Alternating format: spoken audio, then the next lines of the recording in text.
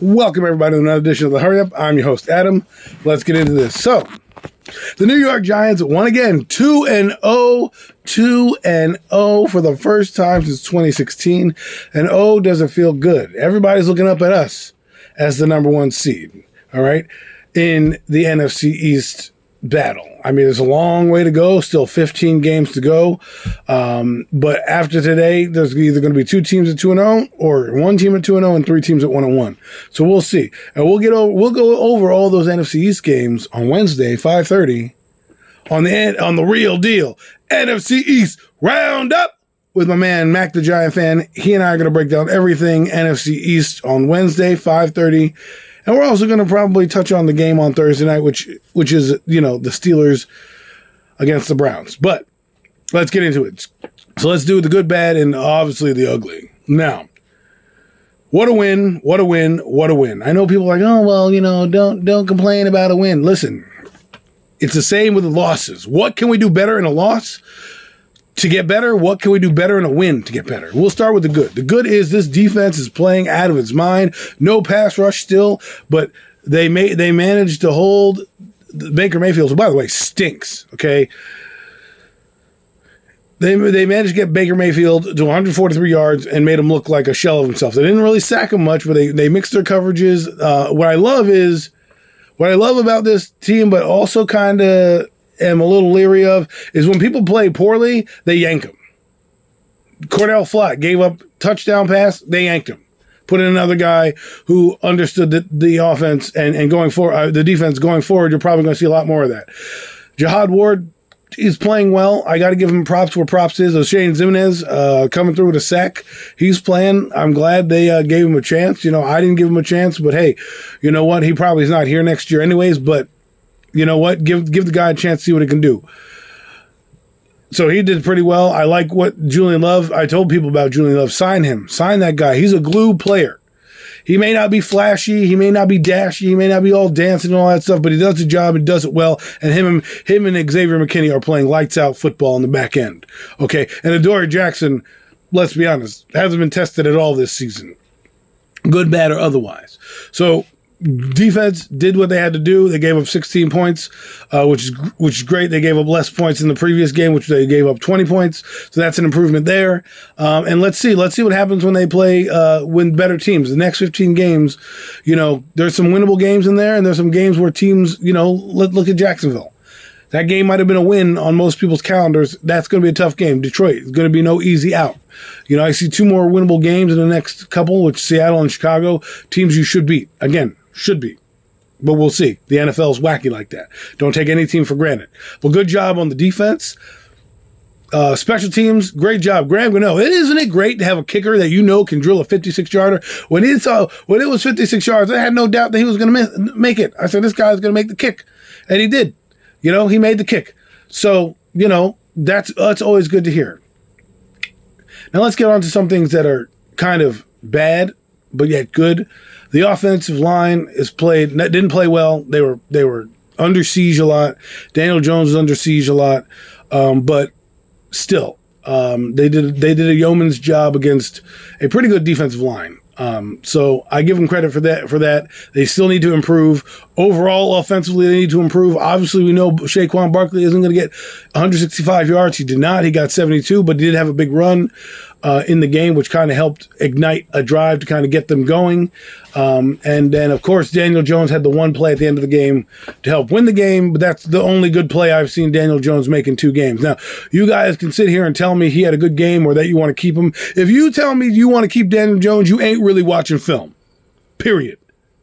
End of story. If you want to keep Daniel Jones, you ain't watching the film. And the film don't lie. He's still missing guys that are open. Kadarius Toney, David Sills. I'm even going to get him on that pass interference to Sterling Shepard. That should have been a closer ball.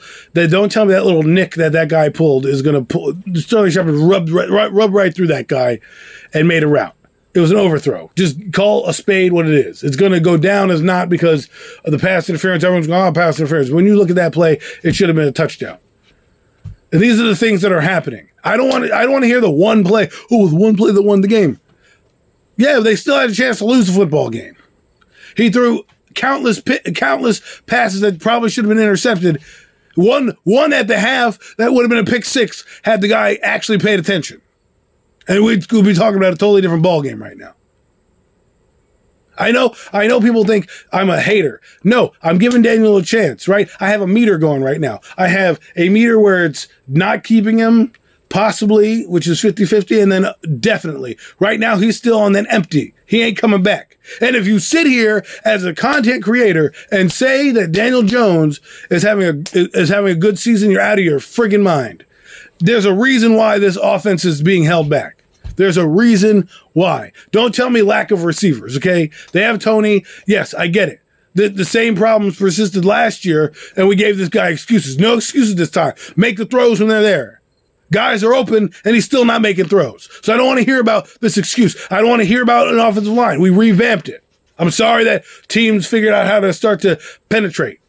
No, he's the ugly part of this thing. He's holding this team back. I'm sorry. Putting in Tyrod Taylor is not going to do anything either. And while, yes, I do like Daniel and what he did in that run play option, he could also hit David Sills for a walk-in touchdown as well. I'm not going to critique that because he won the game. He did what he needed to do. But this is not the guy I want on my team, you know? I know people are going to be like, well, look at Jimmy G. Look at Jimmy G. That defense is stout. They're going to win with him. They're basically winning the game in spite of Daniel Jones. And that can only go so far. And his flaws and warts will eventually cost us when teams start to gather themselves. This week against the Cowboys, week 3, dangerous game. Dangerous game. You cannot play that same offense that you played against Carolina and expect to win the football game. I don't care who the quarterback is on the other side. That defense on the Cowboys will be prepared. They had 6 sacks against a revamped Bengals team. And that line is a little bit better and a little bit more pricey than our line. I don't expect 6 sacks, but I could see Daniel being under siege this game. Cowboys always play the Giants well. And with even then, that's not going to cut it. It just won't. I'm sorry. And people are going to be like, well, you're a hater. I'm not a hater. Look at the film. Look at the film. Daniel Jones has less yards than Cooper Rush. Cooper freaking Rush. And this week, he had less yardage than Joe Burrow. There are quarterbacks running laps around him making plays. Yes, guys are going to miss guys open. Yes, Aaron Rodgers did in the game. Aaron Rodgers won his football game. They won. He threw for over 200 yards. You got to be able to make the passes when they're there. I'm telling you, he's holding his offense back. It's not being harped upon because we're winning. And winning masks everything, and that's fine. I love winning. I'm glad we're 2-0. Come on, NFC East. Come catch us. But I will say this. You have to point out what the hindrances are. Right now, our offensive line is a little bit weak right now. And it's because of lack of depth, lack of personnel. Our center is a bit banged up, which is costing us. Running Brederson and Izudu in the lineup is, I also think, a hindrance, a bit of a hindrance to us. Obviously, Josh Izudu is going to be the guard next year. Galowinski is not playing that well, and he was supposed to be a surefire bet. These are things that you have to call out. You think in the meeting room, Brian Daboll's sitting there going, well, great job, Daniel. Great job. Good job throwing for 175 yards and a touchdown. Give me a break. Give me a break. Again, we won, so people aren't going to talk about it. If we were 0-2, this guy would probably be on the bench right now. But he's not, so we're going to keep playing with him. And now we got delusions of grandeur with people saying we're going to get Lamar Jackson next year. Are you kidding me? Come on. This team is going to have a new quarterback under center next year. If this keeps going, we're already at game 2. He's thrown less yardage from game 1 to game 2. And now we have game 3 with another competent defense coming in. Another defense is going to be pesky. I'm sorry. Number 11 on that defensive side is going to be good. He's going to be ornery. So let's enjoy this win, but we got a lot to improve on. Defensively, I can't wait for the pass rush to come in because we can't just be not not getting pass rush. And I'm worried about Leo Williams. We gave up our first 100-yard rusher in a while, and I think that's going to hinder us, especially against a team like the Dallas Cowboys, who are going to lean on their run game heavily. I know their offensive line is in shambles, but they did just enough to win the game, and their quarterback produced when they needed to produce. I know we don't want to look at numbers. Numbers don't tell the whole story. Well, guess what? If you take the cliff notes of these numbers and you put them up there, and you put the cliff notes up of Cooper Rush and you put the cliff notes up of Daniel Jones and you didn't tell them that they both won the game, you would be like, this is a winning performance. This is an okay average performance. Now people are going to tell me about Jimmy G. Jimmy G had an average game. That's not what they're going to move the ball downfield. They liked Trey Lance out there. Okay. He broke his leg because of stupidity of running quarterback. That's why I'm telling you, you run your quarterback, you're at risk to doing this. This is why I said Daniel Jones shouldn't run all the time. He's at risk to getting there. It's a matter of time. I'm told you a tiger don't change his stripes. I had people saying in the pregame that Daniel was going to throw for 4 touchdowns. He barely threw 1. I know people want me to be happy. I am happy. We are 2-0 and everybody's looking up at us. That's the first time we could say that in a long time. We are 2 games over 500. Let's keep it rolling. But that's not overlook anybody. And let's not call out the problems that we called out. On offensive line, we need problems. And would somebody get Kenny Golladay off this team? Like, my God, you got 2 plays in the game? Kadarius Toney, what are you doing with the guy? I don't understand. I know Wan'Dale Robinson's injured. He's probably going to be injured for a couple weeks. We got David Sills is the leading receiver on the team. We got Richie James, who has back-to-back games of over 50 yards.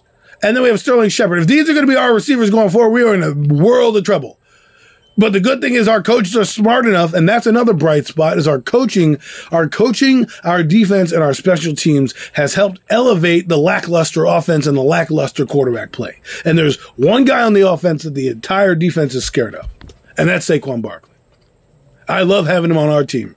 And Gary Brightwell is going to get more touches after that big run he had. Give that man more touches. Give him more touches. The offensive line, I love what they do with run blocking. They're a decent run blocking line, but pass blocking, they are a lot to be desired.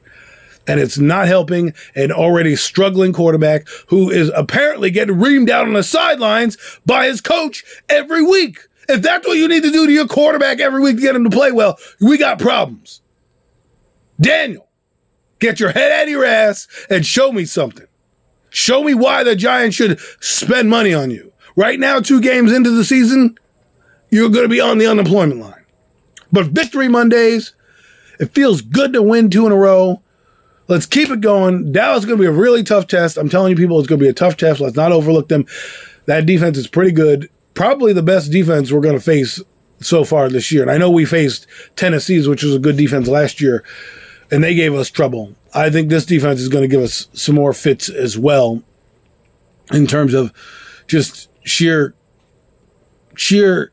overall defense. And offensively, they're going to do some different things to kind of get their guys open. They played a decent Bengals defensive team and marched down the field and scored. So don't overlook them. I know Cooper Rush is not the greatest guy, but hey, he won his football game, right? If we're happy that Daniel Jones won, then the Cowboys are happy that Cooper Rush won. So we'll see, but it's good to be 2-0.